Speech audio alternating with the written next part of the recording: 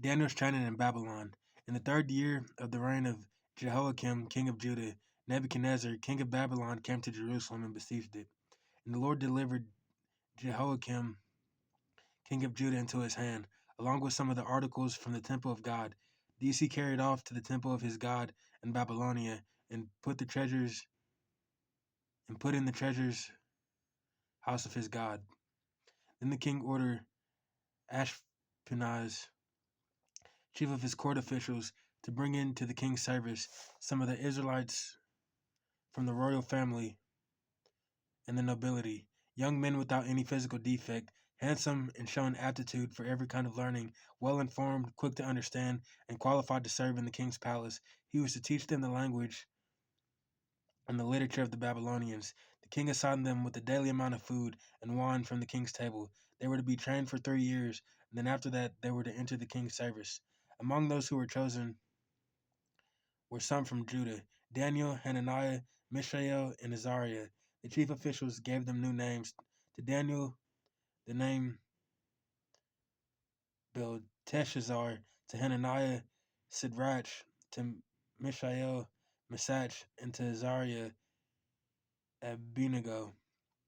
But Daniel resolved not to defile himself with the royal food and wine, and he asked the chief official for permission to not defile himself this way.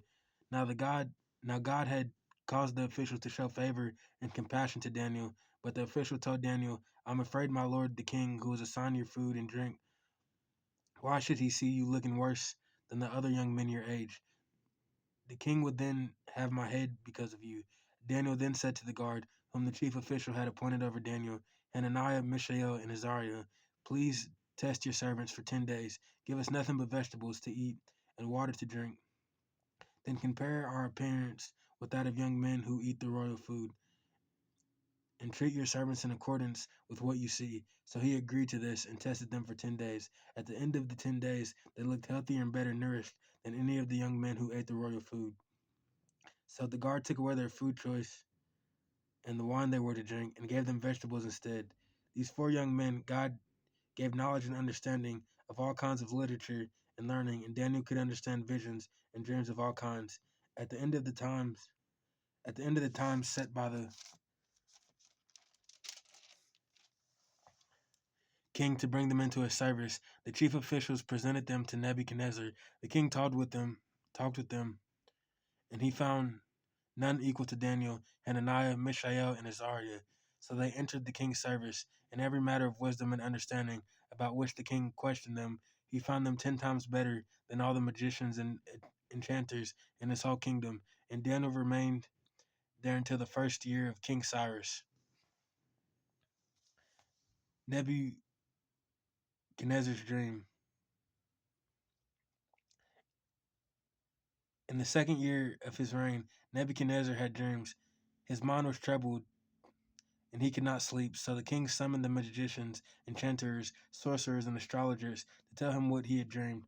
When they came in and stood before the king, he said to them, "I have had a dream that troubles me, and I want to know what it means." Then the astrologers answered the king, "May the king live forever. Tell your servants the dream, and we will interpret it." The king replied to the astrologers, "This is what I have firmly decided. If you do not tell me what my dream was and interpret it, I will have you cut into pieces and your houses turned into piles of rubble. But if you tell me the dream and explain it, you will receive from me gifts and rewards and great honor. So tell me the dream and interpret it for me." Once more they replied, "Let the king tell his servants the dream, and we will interpret it."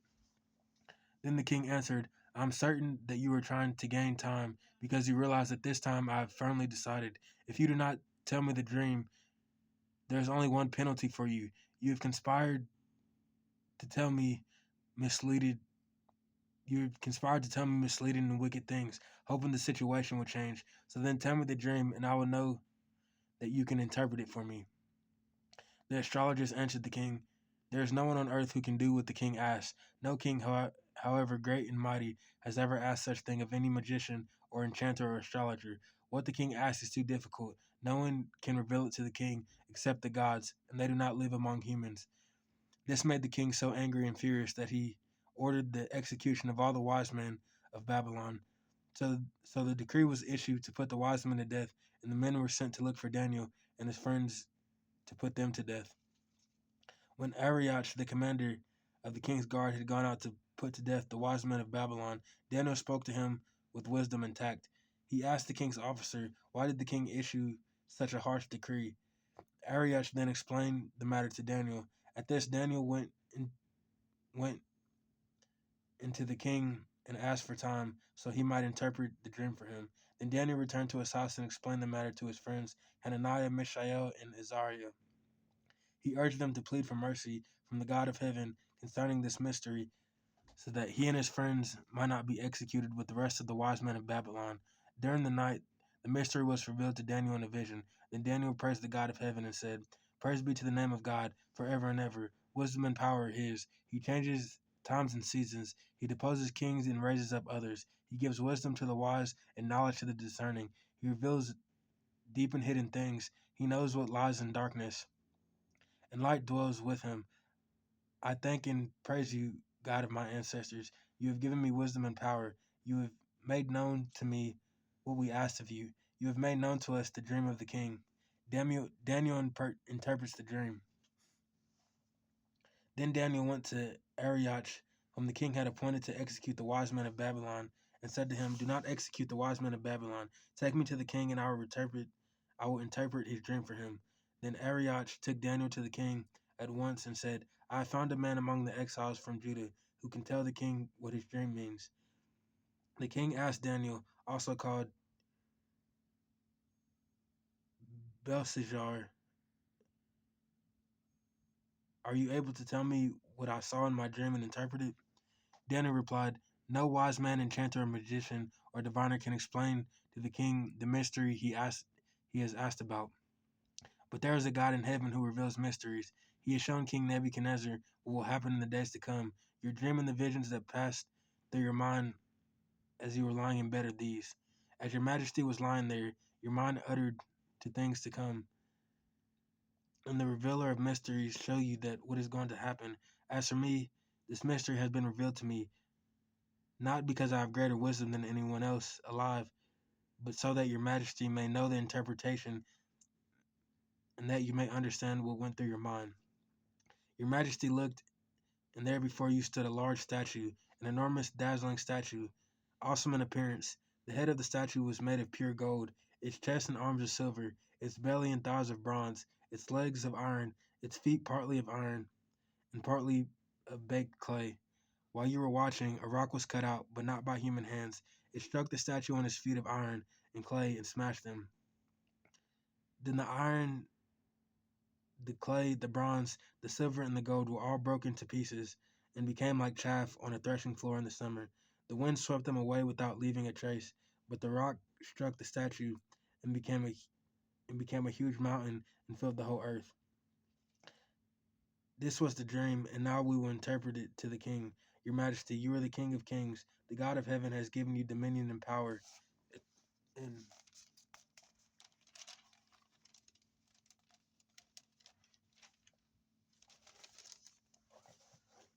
and might and glory. In your hands he has placed all mankind and the beasts of the field and the birds in the sky. Wherever they live, he has made you ruler over them all. You are that head of gold.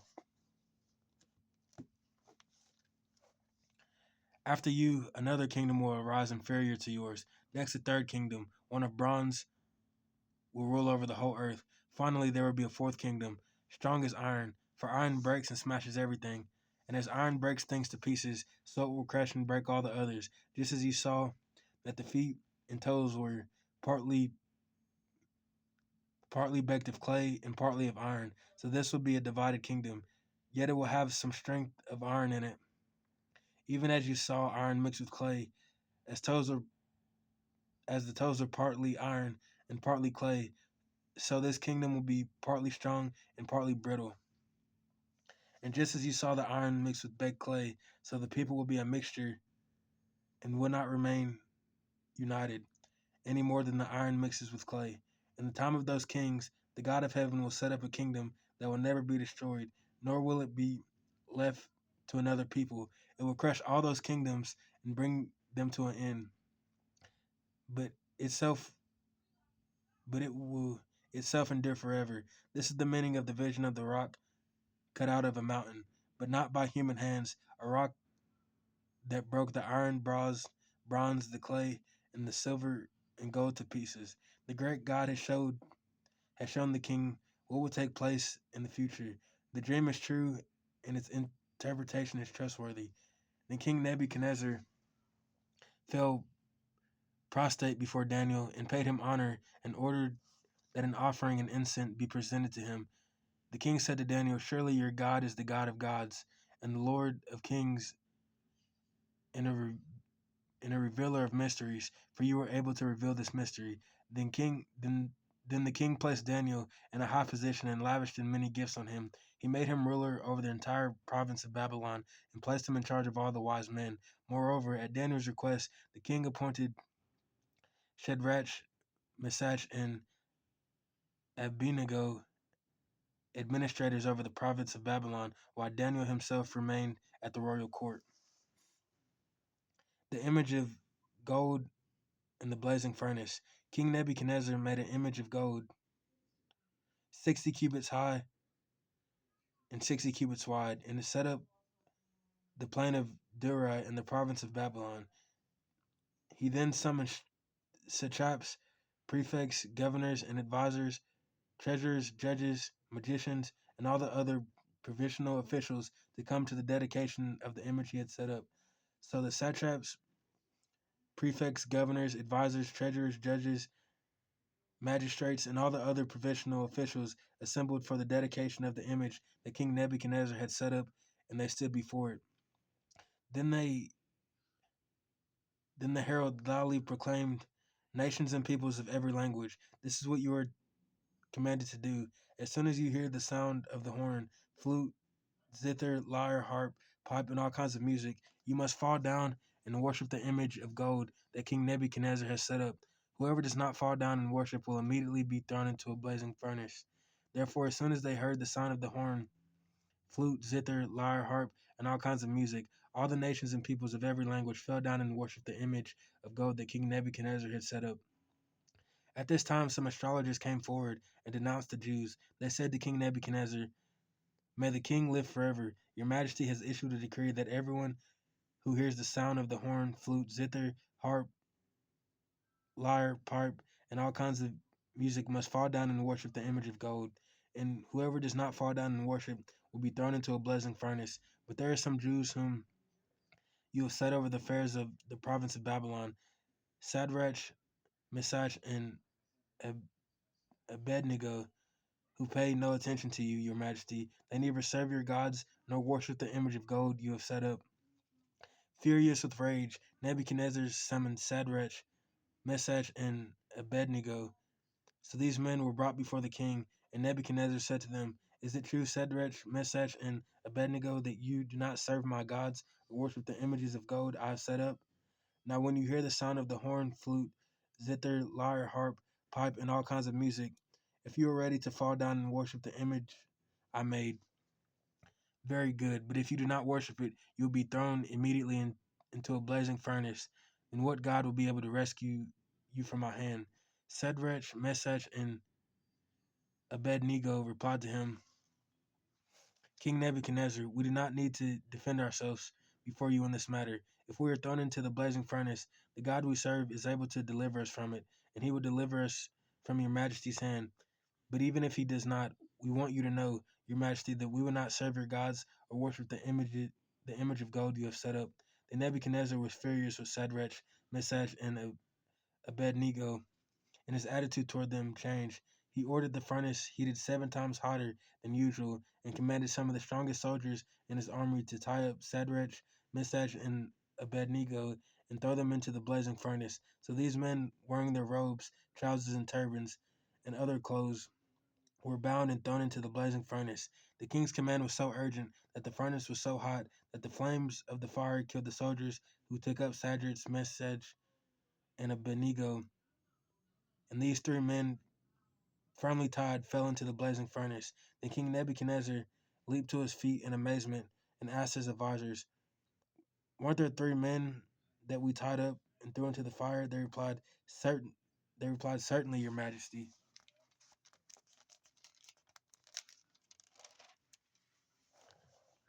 He said, Look, I see 4 men walking around in the fire, unbound and unharmed.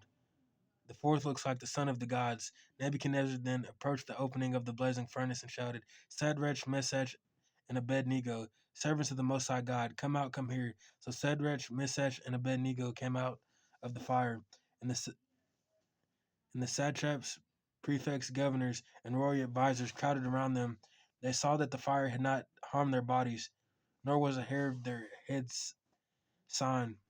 Their robes were not scorched, and there was no smell of fire on them. Then Nebuchadnezzar said, Praise be to the God of Shadrach, Meshach, and Abednego, who has sent his angel and rescued his servants. They trusted in him and defied the king's command and were willing to give up their lives rather than worship any gods except their own God. Therefore, I decree that the people of any nation or language who say anything against the God of Shadrach, Meshach, and Abednego be cut into pieces and their houses be turned into piles of rubber, for no other God can save in this way. And the king promoted Shadrach, Meshach, and Abednego in the province of Babylon. Nebuchadnezzar's dream of a tree. King Nebuchadnezzar, to the nations and peoples of every language who live in all the earth, may you prosper greatly.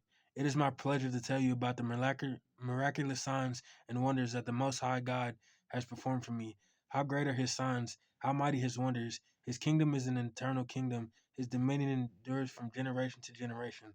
I, Nebuchadnezzar, was at home in my palace, content and prosperous. I had a dream that made me afraid. As I was lying in bed, the images and visions that passed through my mind terrified me. So I commanded that all the wise men of Babylon be brought before me to interpret the dream for me.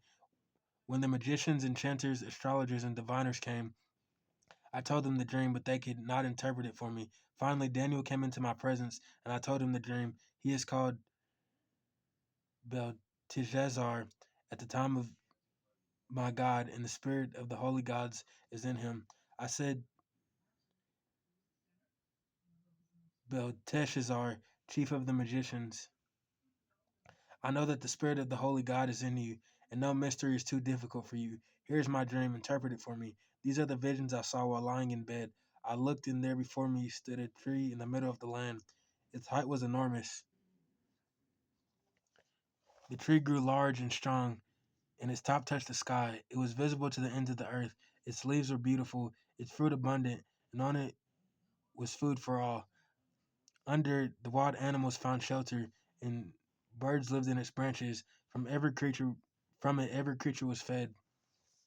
In the visions I saw while lying in bed, I looked, and there before me was a holy one, a messenger coming down from heaven. He called in a loud voice, Cut down the tree and trim off its branches, strip off its leaves and scatter its fruit. Let the animals flee from under it, and the birds from its branches. But let the stump and its roots, bound with iron and bronze, remain in the ground, in the grass of the field. Let him be drenched with the dew of heaven, and let him live with the animals among the plants of the earth.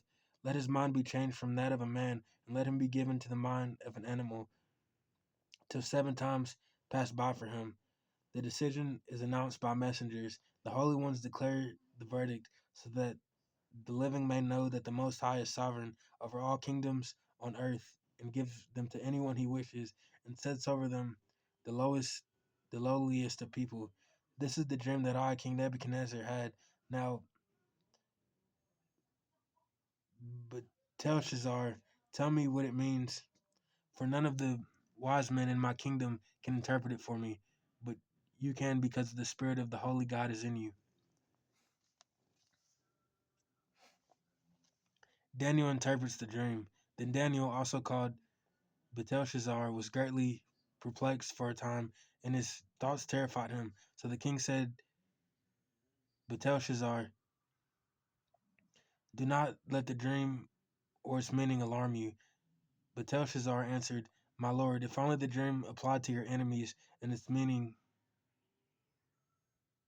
to your adversaries. The tree you saw, which grew large and strong, with its top touching the sky, visible to the whole earth, with beautiful leaves and abundant fruit, providing food for all, giving shelter to the wild animals, and having nesting places in its branches for the birds.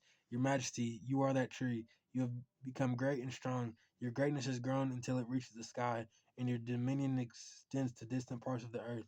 Your Majesty saw a holy one, a messenger coming down from heaven, and saying, cut down the tree and destroy it, but leave the stump bound with iron and bronze and grass of the field.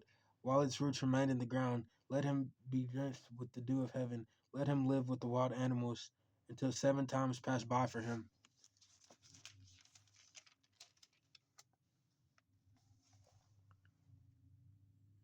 This is the interpretation.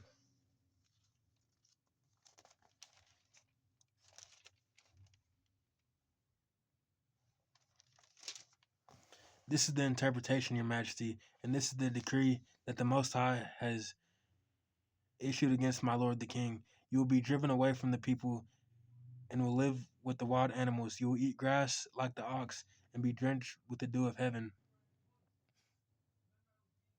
7 times will pass by for you until you acknowledge that the Most High is sovereign over all the kingdoms on earth and gives them to anyone he wishes. The command to leave the stump of the tree with its roots means that your kingdom will be restored to you when you acknowledge that heaven rules. Therefore, Your Majesty, be pleased to accept my advice. Renounce your sins by doing what is right, and your wickedness by being kind to the oppressed. It may be that then your prosperity will continue. The dream is fulfilled.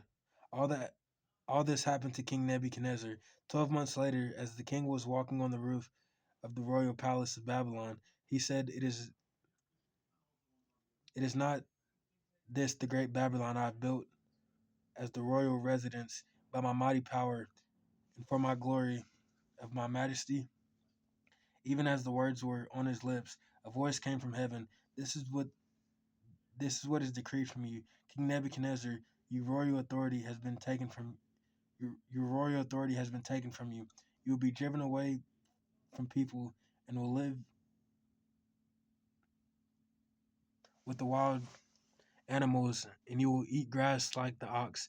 7 times will pass by for you until you acknowledge that the Most High is sovereign over all kingdoms on earth and gives them to anyone he wishes. Immediately, what had been said about Nebuchadnezzar was fulfilled. He was driven away from people and ate grass like the ox. His body was drenched with the dew of heavens until his hair grew like the feathers of an eagle and his nails like the claws of a bird.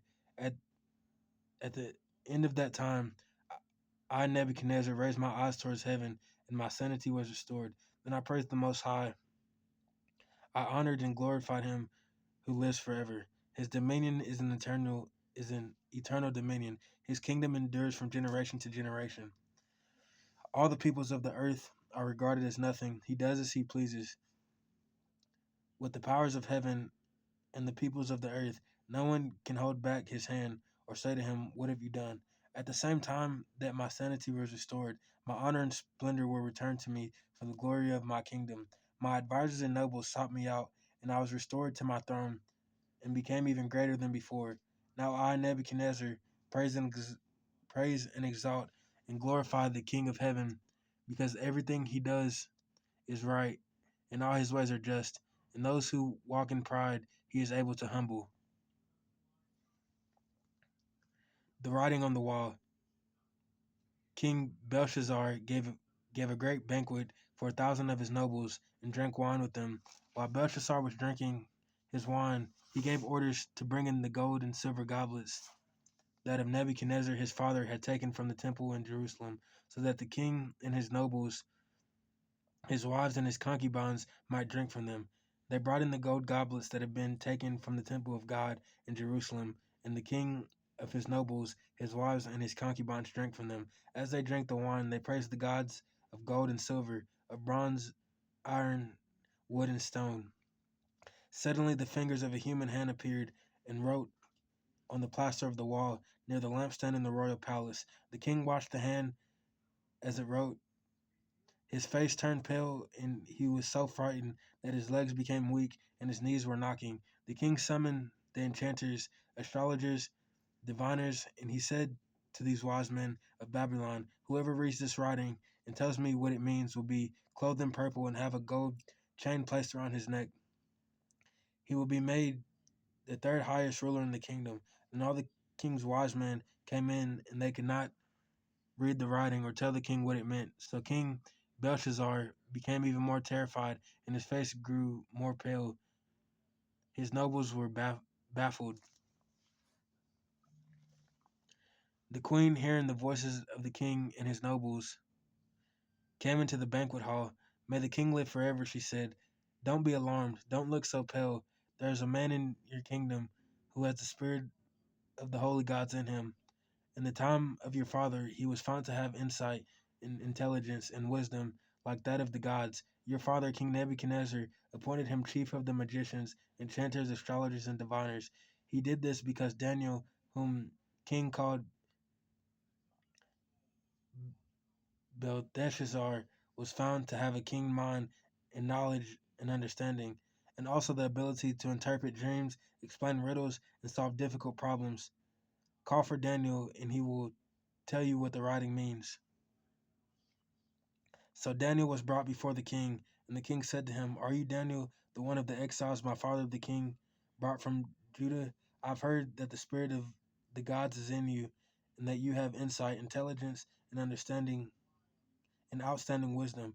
The wise men and enchanters were brought before to read this writing and tell me what it means, but they cannot explain it. Now I have heard that you are able to give interpretations and to solve difficult problems. If you can read this writing and tell me what it means, you will be clothed in purple and have a gold chain placed around your neck, and you will be made third highest ruler in the kingdom. Then Daniel answered the king, You may keep your gifts for yourself and give your rewards to someone else. Nevertheless, I will read the writing for the king and tell him what it means. Your Majesty, the Most High God gave your father Nebuchadnezzar sovereignty and greatness and glory and splendor. Because of the high position he gave him, all the nations and peoples of every language dreaded and feared him. Those the king wanted to put to death, he put to death. Those he wanted to spare, he spared. Those he wanted to promote, he promoted. And those he wanted to humble, he humbled. But when his heart became arrogant and hardened with pride, he was deposed from his royal throne and stripped of his glory. He was driven away from people and given a mind of an animal. He lived with the wild donkeys and ate grass like the ox, and his body was drenched with the dew of heaven until he acknowledged that that the Most High God is sovereign over all kingdoms on earth and sets him over anyone he wishes. But you, Belshazzar, his son, have not humbled yourself. Though you knew all this, instead you have not set yourself up against the Lord of heaven. You had the godlets from his temple brought to you, and you and your nobles, and your wives and your concubines drank wine from them, and you praised the gods of silver and gold, of bronze, iron, wood, and stone, which cannot see or hear or understand. But you did not honor God, who holds in his hand your life and all your ways. Therefore, he sent the hand that wrote the inscription. This is the inscription that was written. Mean, Tekel, Parsin. Here's what the words mean. Mean, God has numbered the days of your reign and brought it to an end. Tekel, you have been weighed on the scales and found waiting. Perez, your kingdom is divided and given to the Medes and Persians. Then Belshazzar, then at Belshazzar's command, Daniel was clothed in purple, a gold chain was placed around his neck, and he was proclaimed the third highest ruler in the kingdom. That very night, Belshazzar, king of the Babylonians, was slain, and Darius the Mede took over the kingdom at the age of 62.